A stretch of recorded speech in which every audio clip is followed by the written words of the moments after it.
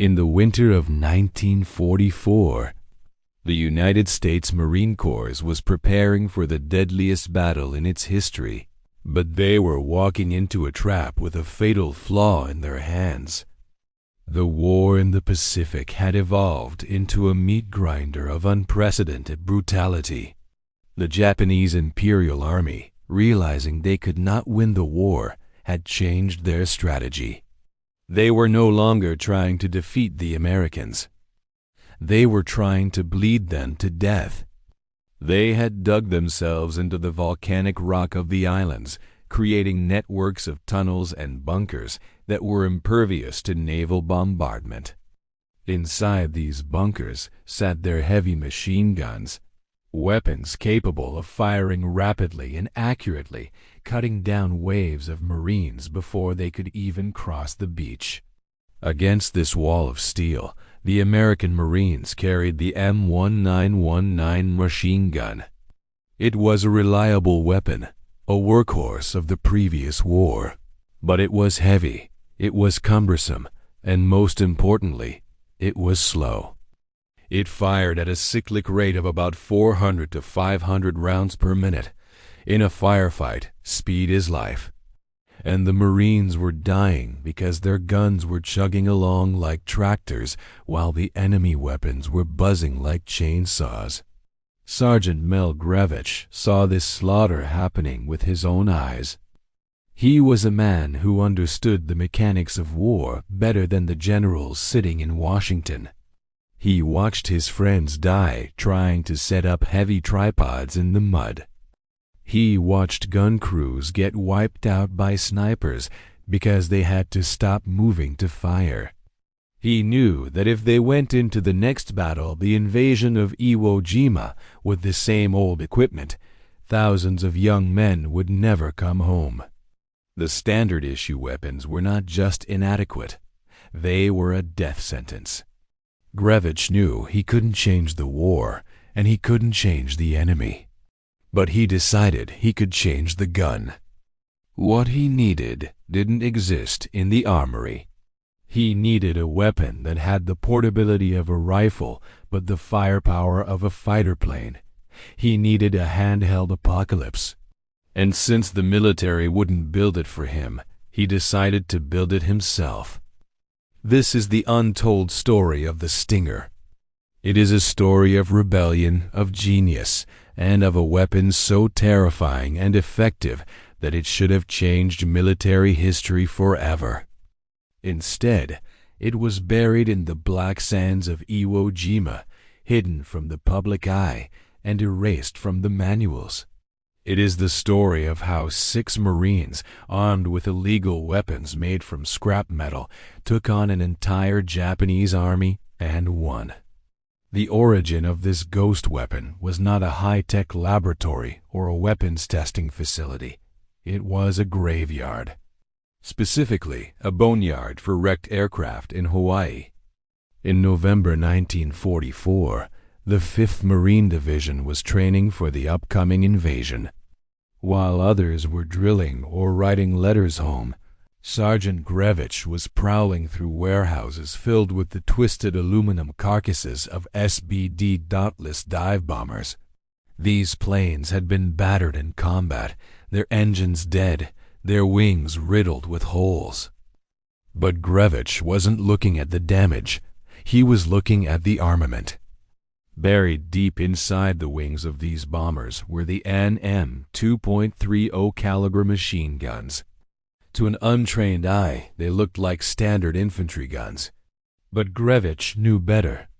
These were specialized weapons designed for aerial combat. They were built to be light, stripping away every ounce of unnecessary weight. And they were built to be fast. Because a pilot only has a split second to hit a moving target in a dogfight, these guns were tuned to fire at a blistering rate of 1,200 rounds per minute. That was 3 times the speed of the infantry machine guns the Marines were carrying. Grevich stood there in the dusty warehouse, looking at the silent guns, and a radical idea formed in his mind.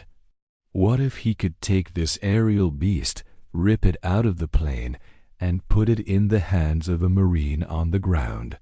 It was an insane proposition. These guns were electrically fired using solenoids. They had no triggers. They had no stocks to hold against your shoulder. They had no sights for aiming on the ground. They were designed to be mounted in steel cradles and cooled by the freezing sub-zero winds of high-altitude flight. If you fired one on the ground, the physics said it would become a piece of molten slag in seconds. The recoil alone would be uncontrollable for a human being. It would be like trying to hold onto a jackhammer that was exploding. But Grevich was desperate. The intelligence reports about Iwo Jima were terrifying. They spoke of 21,000 Japanese defenders who had sworn a blood oath to kill 10 Americans for every one of their own lives. Grevich went to his commanding officer with his proposal. In any other army, or at any other time, he would have been court-martialed for even suggesting the modification of government property. But the captain looked at Grevich, looked at the reports of the looming slaughter, and gave him the green light. There was no official budget. There was no support team. There was just Grevich and a private named John Little, a machinist who could work magic with a welding torch. They became the architects of the Stinger. The work began in secret. They treated the project like a heist. They stole 6 NN-2 machine guns from the wrecked planes. They scavenged through the supply depots for anything they could use. They stole stocks from M1 Garand rifles. They stole bipods from Bar automatic rifles. They stole trigger groups from broken Thompson submachine guns. And then, in the corner of a dimly lit maintenance shed, amidst the smell of oil and grinding steel, they began to build their monster. The process was brutal and precise. They had to fabricate a trigger mechanism from scratch, converting the electric solenoid firing system into a manual mechanical one. This was delicate work. One mistake and the gun would either jam or explode. They welded the Garand stocks to the back of the receiver, creating a makeshift handle. They attached the heavy bipods to the front to handle the weight. They welded simple iron sights to the barrel. When the first prototype was finished, it was ugly. It looked like a Frankenstein weapon, a mismatch of parts that had no business being together.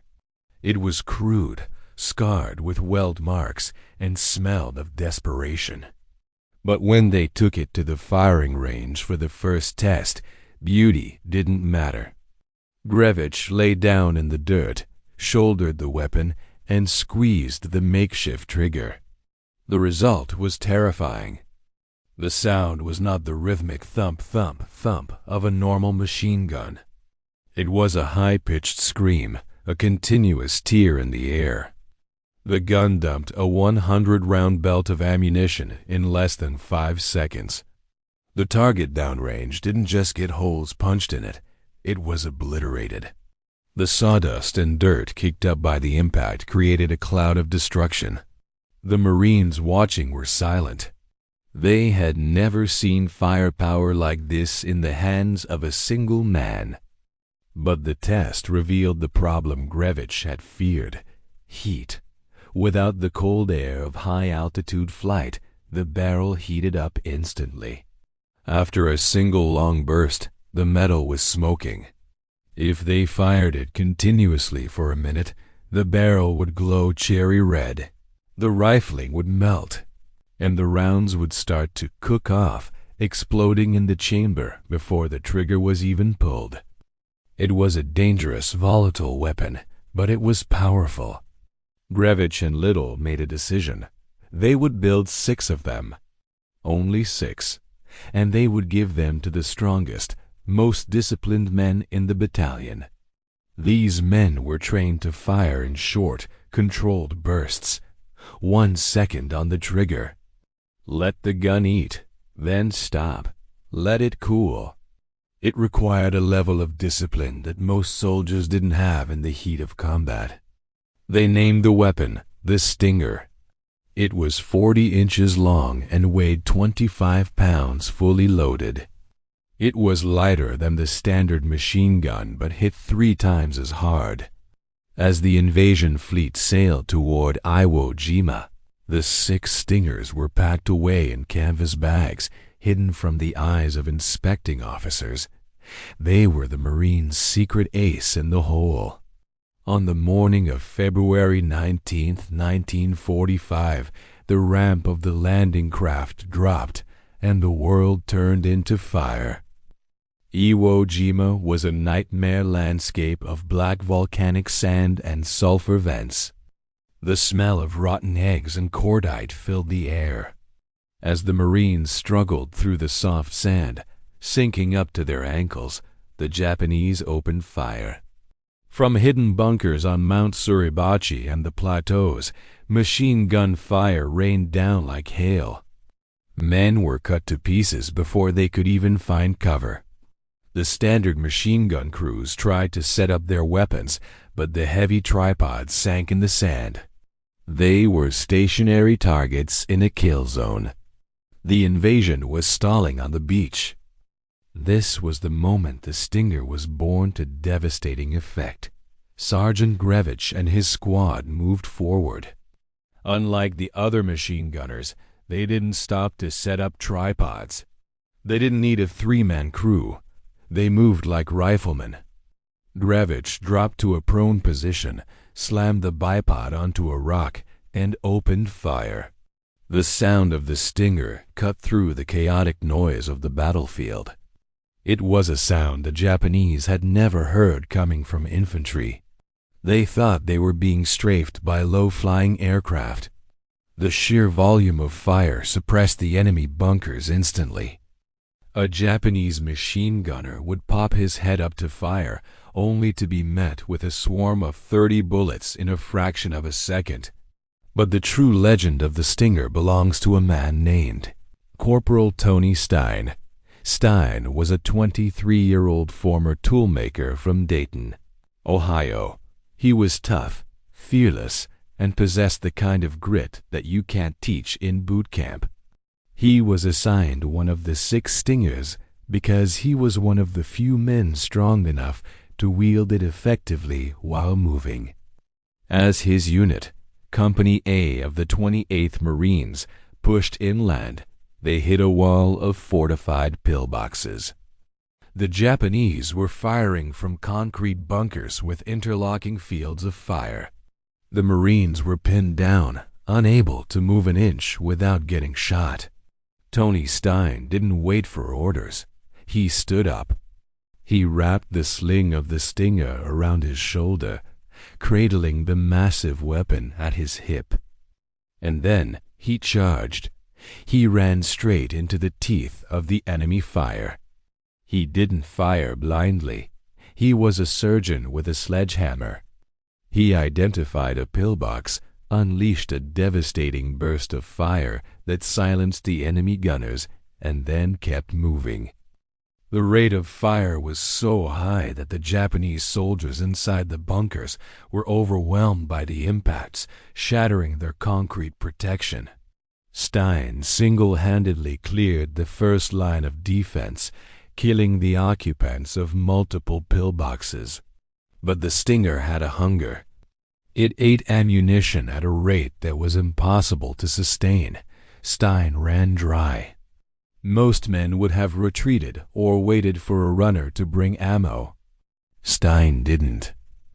He threw the smoking, hot gun over his shoulder, drew his pistol, and ran back toward the beach to get more belts. He was a one-man supply chain. On his way back to the beach, dodging mortar explosions and sniper fire, he saw a wounded Marine lying in the open.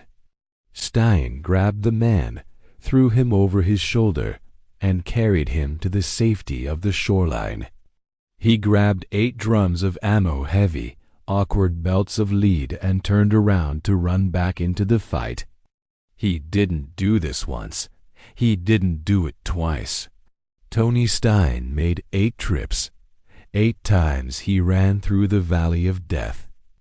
8 times he carried a wounded brother to safety. And 8 times he returned to the front lines with more food for his monster.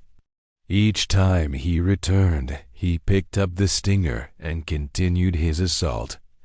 The gun was getting hotter and hotter.